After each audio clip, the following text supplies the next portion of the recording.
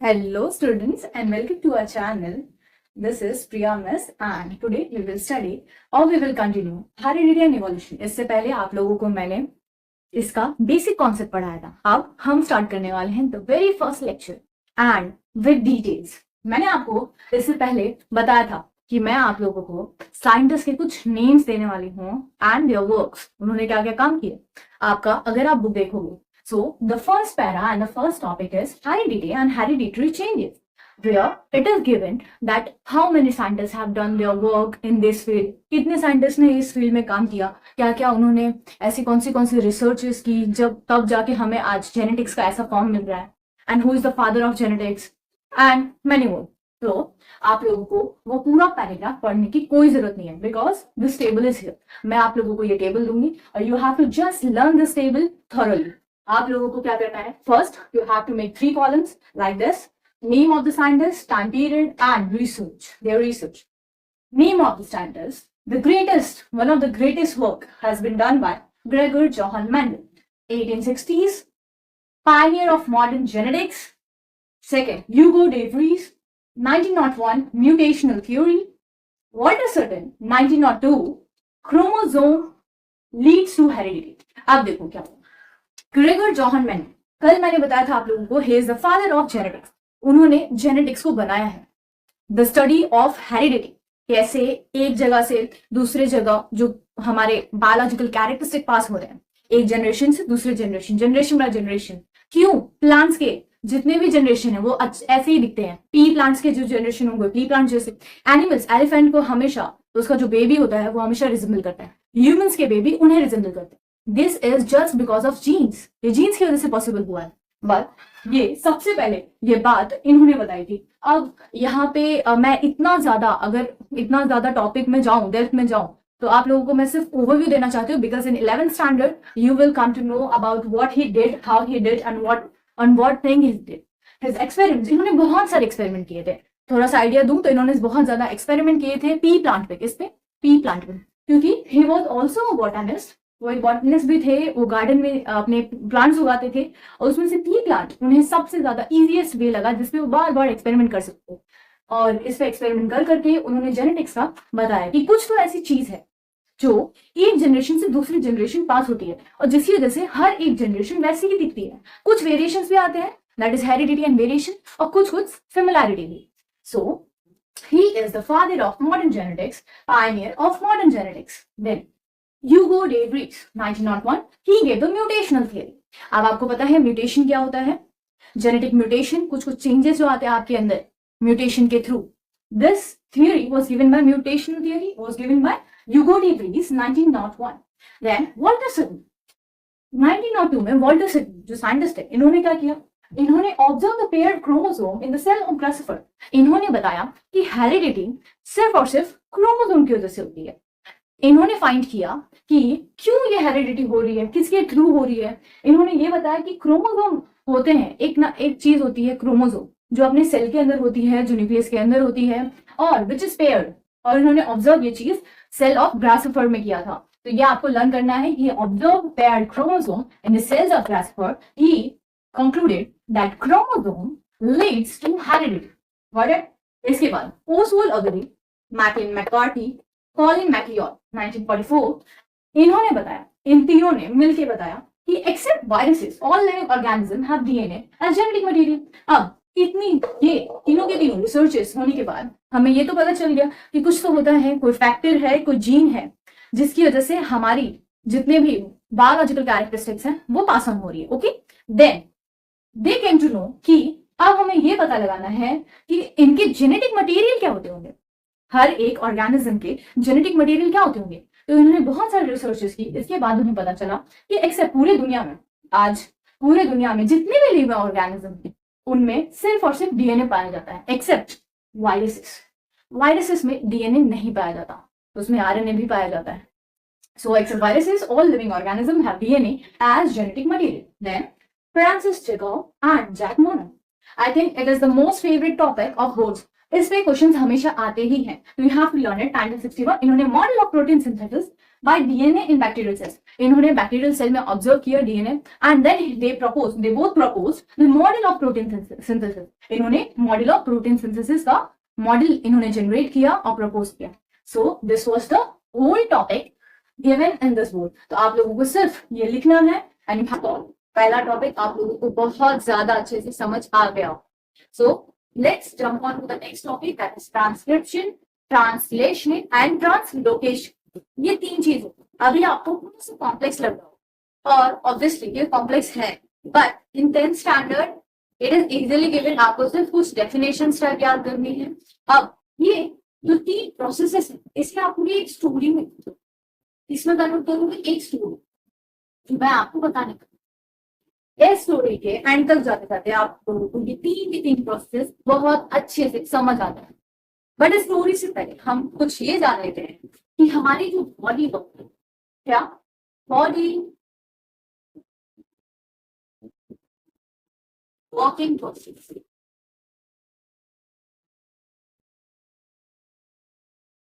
तो हमारी जो बॉडी काम कर रही है आज, हमारे अंदर जितने भी चेंजेस आ रहे हैं, एनर्जी, एंजाइम्स, जितनी भी चीजें, हार्मोनल जितनी भी चीजें जिससे हम काम कर पा रहे हैं, हमारी बॉडी चल रही है, बहुत सारे जितने भी हमारे ऑर्गन सिस्टम है वो चल रहे हैं। ये सारी चीजें कौन कंट्रोल करता है? प्रोटीन। कौन कंट्रोल करता है? तो ये तीनों के तीनों प्रोसेस सिर्फ और सिर्फ इनको डिराइव करने के लिए बने। किसे? प्रोटीन्स। जिन्हें प्रोटीन क्या क्या करती है? They are controlling various body processes, enzymes, these are hormones,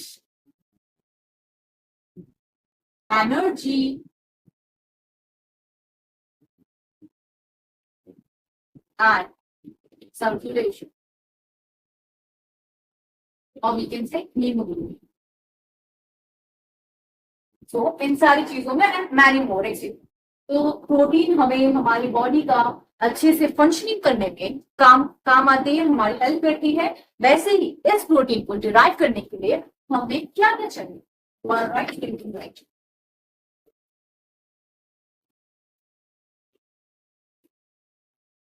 अब प्रोटीन का इंपॉर्टेंस आपने जाना। अब इस प्रोटीन को हम अपने पास कैसे लाएंगे? एक टर्म है दैट इज सेंट्रल डॉग। क्या है? Central dog. अब इस स्टोरी में सबसे बड़ा बोलते हैं ना, सबसे मेन लीड किसका है? डीएनए। किसका है? डीएनए। आपको इतना पता होगा, it is a double helical structure of DNA. अब डीएनए से कैसे सिंथेसिस करता है? किसका? प्रोटीन का।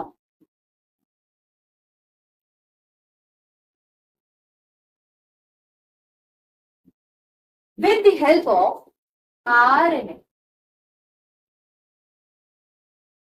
किसकी हेल्प चाहिए? डीएनए प्रोटीन सिंथेसिस करेगा with the help of RNA। RNA के थ्रू डीएनए प्रोटीन का सिंथेसिस करवाएगा। डीएनए क्या करेगा? आरएनए को कमांड करेगा। आरएनए क्या करेगा? बहुत सारे आरएनए, आरएनए एक नहीं होता है। I think you might have studied that RNA is of this is mRNA, messenger, tRNA, transcription, RNA, ribosome, RNA. तो ये तीनों के तीनों इन process, transcription, translocation and translation, इन तीनों में ये तीनों का बहुत बड़ा रोल है। तो डीएनए क्या करता है? इट कंट्रोल्स देन ये डीएनए आरएनए के थ्रू प्रोटीन के सिंथेसिस कर रहा है, उसे बोलेंगे सेंट्रल डॉगमा। द चलो अब लिखते हैं हमारे साथ, the synthesis of protein with help of RNA by DNA is called as central dogma। DNA ने प्रोटीन के सिंथेसिस के with the help of RNA is called as central dogma. अब इस पूरे सेंट्रल डॉग्मा में 3 प्रोसेसेस आते हैं, that is transcription, translation and translocation. तो ये स्क्रीनशॉट, इसके बाद हम पढ़ने वाले हैं आगे। सो स्टूडेंट्स, हम अपने स्टोरी में आगे बढ़े, बट इससे पहले मैं आप लोगों को कुछ इंपॉर्टेंट पॉइंट्स बताने वाली हूँ जो थोड़ा बहुत बेसिक है और आप लोगों को पहले भी पढ़ा दिया गया होगा, आपको याद नहीं होगा, but just reminder. First, protein is synthesized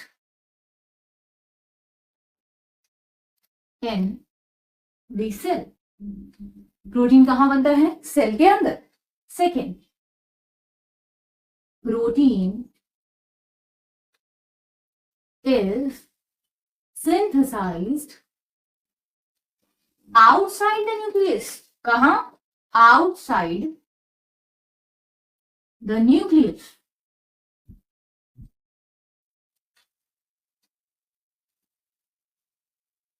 ये चीज हमेशा याद रखना। देन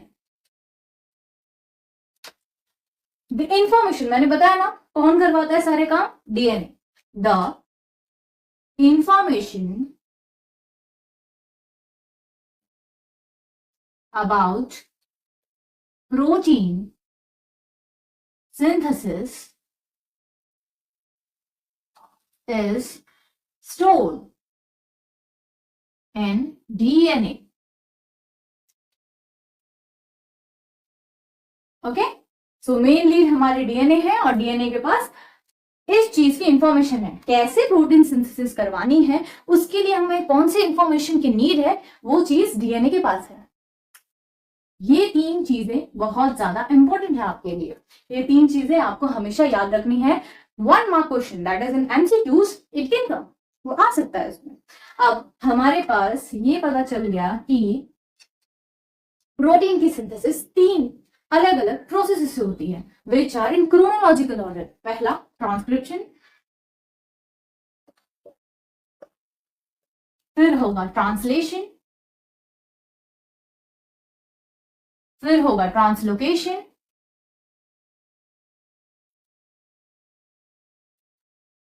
इन तीनों प्रोसेसेस से हमें मिलेगा प्रोटीन। ओके, अब सबसे बड़ी स्टोरी, अब मैं स्टोरी के कुछ लीड्स बताने वाली हूँ, कुछ कैरेक्टर्स बताने वाली हूँ जो स्टोरी में आपको बहुत ज्यादा काम आने वाले हैं। तो let's study about the characters. You all have noted down it?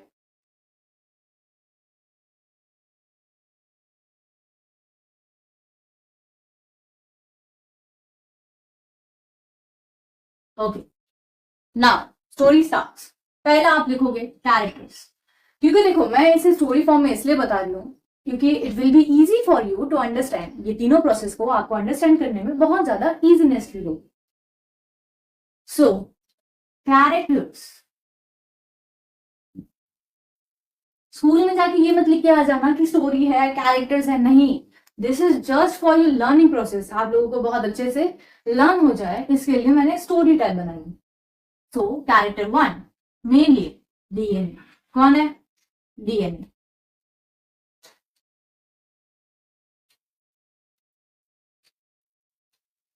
Then secondly RNA. Third, मतलब ये आरएनए में 3 लीड है, दैट इज एमआरएनए, ठीक है। Third is tRNA, it is something like this,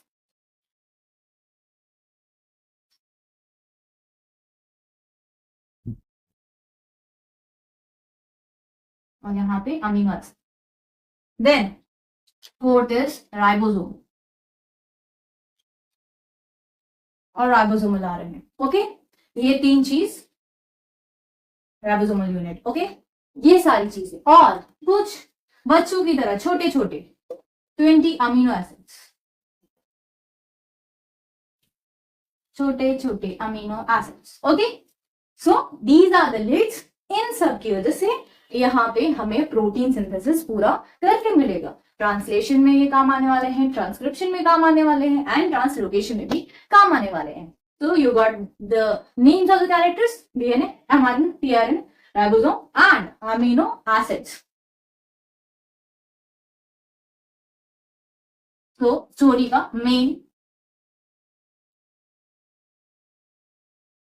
main theme क्या है? आपको कौन सी टाइप की स्टोरी है ये? Kidnapping story. क्या है ये? Kidnapping story. और यहाँ पे किडनैपर है हमारा TERN। कौन है ये? ये हमारे किडनैपर है। एक होता है ना हेड जो किडनैपिंग करवाता है, वो हेड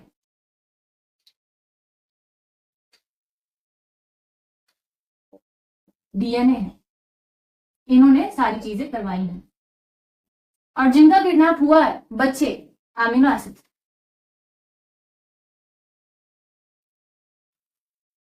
किड्स, ठीक है। अब जिस व्हीकल से उन्हें ट्रांसफर किया जाएगा, मतलब अभी उनका क्या हुआ है? किडनैपिंग हुई है, TRNA के पास वो है। अब जो इनके अगेंस्ट है, जो अलग है, वो है mRNA। इन अमीनो एसिड्स को छुड़वाने के लिए हमारे जो हीरो हैं वो आते हैं mRNA, that is heroic. Okay, तो ऐसी चीजें होने वाली हैं। It is much interesting for you, so note it down कि ये सारे कैरेक्टर्स कैसे हैं। ये आपको स्कूल में नहीं लिखना है, फिर से मैं बता दे रही हूँ। आपको सिर्फ स्कूल में TRNA, DNA, amino acid, mRNA सब चीजों को याद रखना है। समझा आप लोगों को? और इन चीजों को सिर्फ और सिर्फ एक स्टोरी की तरह याद रखना है, क्योंकि आगे जाके आप लोगों को ये चीजें अच्छे से याद रहे, माइंड में अच्छे से रहे, इसके लिए मैंने एक स्टोरी बनाई है। So let's start. आप इसका लिख लो या फिर स्क्रीनशॉट ले लो। ये स्टूडेंट्स, आप लोगों को पता चल गया है कि स्टोरी में मीनिंग्स क्या है, कैरेक्टर्स कौन से। तो स्टोरी में सबसे पहले आप पढ़ने वाले हो दैट इज ट्रांसक्रिप्शन। क्या पढ़ने वाले हो? ट्रांसक्रिप्शन। अब ट्रांसक्रिप्शन में क्या क्या चीजें होती है, ये सारी चीजें यहाँ पे नोट डाउन, और धीरे धीरे करके हम सबको पढ़ने। अब जैसे कि मैंने बताया कि मेन लिंक कौन है हमारे? DNA। कौन है हमारे? DNA। अब आप लोगों को पता होगा कि बुक में एक डायग्राम जहां पे ऐसे ऐसे करके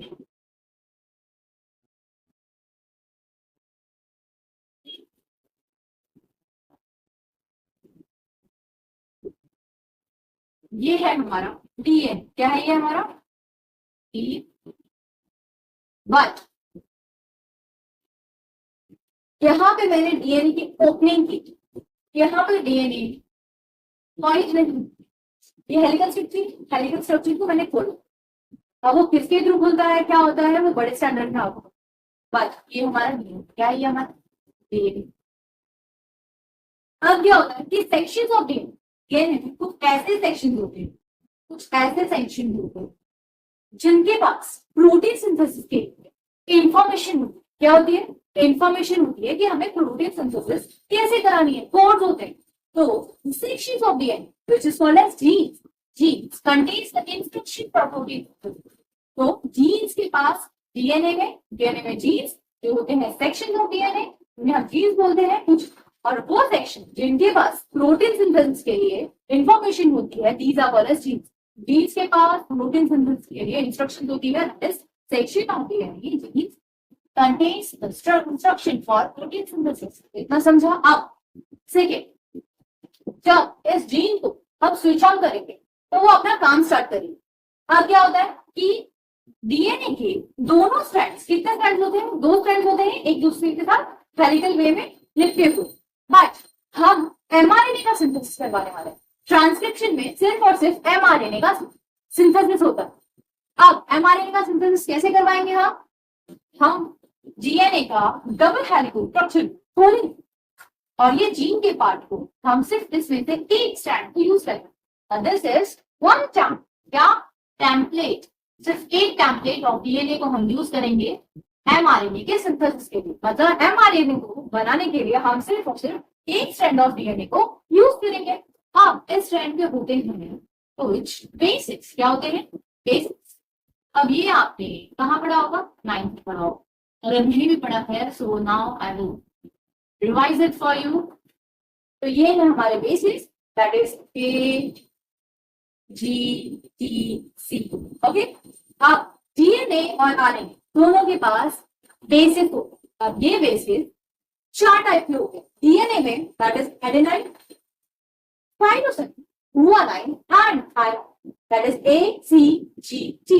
आरएनए में सेम होता है हर एक चीज, बस थाइमिन की जगह हमें यूरासिल का यूज, क्या करना है, थाइमिन की जगह हमें यूरासिल का यूज करना। तो adenine cytosine guanine, thymine here also adenine cytosine guanine and uracil. Thymine को हम रिप्लेस करके क्या डाल देंगे वहां पे, यूरासिल।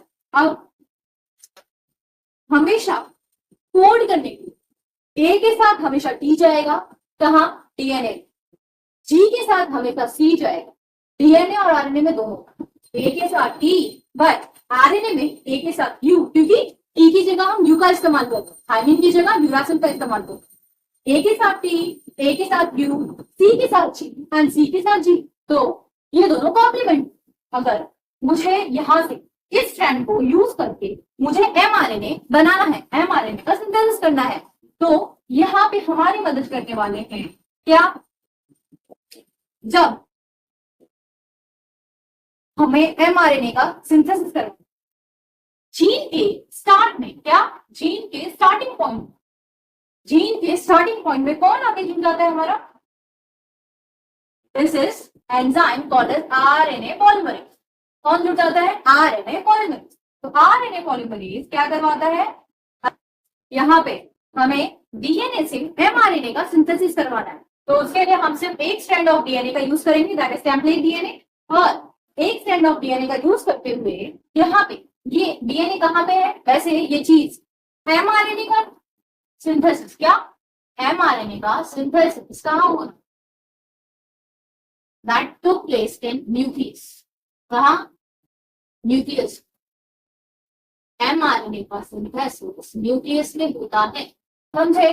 तो ये प्लेस न्यूक्लियस के अंदर डीएनए, डीएनए में सिर्फ एक स्ट्रैंड का यूज करके, एक टेम्पलेट का यूज करके हम यहाँ से सिंथेसिस करवाएंगे एमआरएनए का। उसकी हेल्प के लिए हमारे पास आएंगे एंजाइम जिनका नाम है आरएनए पॉलीमरेज। तो ये भूलना मत, कौन, एमआरएनए की सिंथेसिस डीएनए से कौन करवा रहा है, आरएनए पॉलीमरेज। आरएनए पॉलीमरेज एक टाइप का एंजाइम है। अब ये एंजाइम यहाँ पे जुड़ जाए, अब इस एंजाइम को यहाँ पे जुड़ते ही वो कोड्स भेजेगा, क्या भेजेगा, अलग अलग बेसिस। यहाँ पे कुछ बेसिस होते हैं, अलग अलग फ्री बेसिस, जो यहाँ से ये कलेक्ट करेगा और यहाँ ये फ्री बेसिस कलेक्ट करेगा। और कलेक्ट करने के बाद यहाँ पे डीएनए सारे बेसिस को कोड करना स्टार्ट करेगा। और कोड करते करते डीएनए किसका फॉर्मेशन करेगा, एमआरएनए। किसका, एमआरएनए। तो जितनी भी चीजें यहाँ पे लिखी, that is sections of DNA, genes contain instruction for protein synthesis, gene is switched on the start of the gene, and enzyme RNA polymerase attached to the start of the gene moves along the DNA making a strand of mRNA with free bases in nucleus. DNA codes the order of free bases to mRNA. ये समझा आप लोगों को, जो मैंने lecture के start में लिखा था कि ऐसा ऐसा है, ये सारी चीजें आपको समझी। देन तो आपको पता चला कि ट्रांसक्रिप्शन क्या होता है। ट्रांसक्रिप्शन होता है एमआरएनए का सिंथेसिस। चलो स्टार्ट से करते। सबसे पहले जगह, दैट इज सेल। सेल के अंदर न्यूक्लियस, न्यूक्लियस के अंदर हमें मिलेगा क्रोमोसोम, क्रोमोसोम के अंदर डीएनए। अब डीएनए, यहाँ डीएनए के एक स्ट्रैंड को यूज करते, that is DNA template DNA, एक स्ट्रैंड। और डीएनए पे कुछ सेक्शन होते हैं जो प्रोटीन सिंथेसिस के लिए इंस्ट्रक्शन रखते हैं, उस सेक्शन को हम जीन बोलते हैं। डीएनए के उस सेक्शन में, that is on gene, gene में डीएनए को हम डीकॉइल करते, डीकॉइल करने के बाद उसका एक टेम्पलेट डीएनए, उसमें जितने भी बेसिस है उसके एंटी कॉम्प्लीमेंट्री बेसिस जो है, यहाँ से जो न्यूक्लियस के अंदर फ्री बेसिस घूम रहे हैं यहाँ, उन बेसिस को कलेक्ट करके कौन लाएगा, हमारा RNA polymerase. RNA polymerase gene के साथ अटैच हो जाता है। अटैच होने के बाद वो यहाँ पे बेसिस कलेक्ट करके कोड करवाता है डीएनए से। और जब ये कोडिंग हो जाती है पूरी, ये पूरा बनके एक स्ट्रैंड तैयार हो जाता है हमारा एमआरएनए। तो एमआरएनए का synthesis on DNA template is called as transcription. समझा आप लोगों को? So just wrap it out. हम लेक्चर को रैप करते हैं और ये सारी चीजें आपको अभी समझ आ गई होंगी अच्छे से। तो ये मैं सोच रही हूँ. So till then, bye.